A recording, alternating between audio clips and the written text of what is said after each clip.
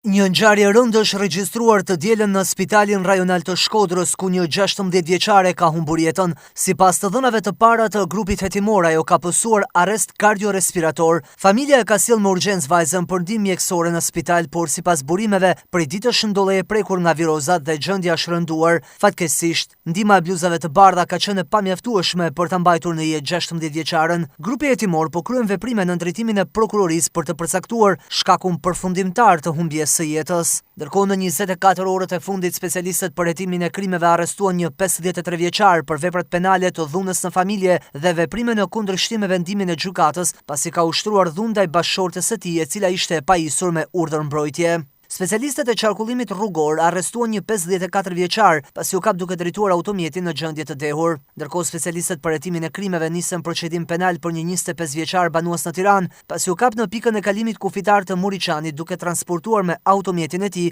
madhëra të ndryshme të dyshuara të kontrabanduara. Ato u sekuestruan në cilësinë e provës materiale. Për të gjitha këto raste, dosja i ka kaluar prokurorisë së Shkodrës për veprime të mëtejshme.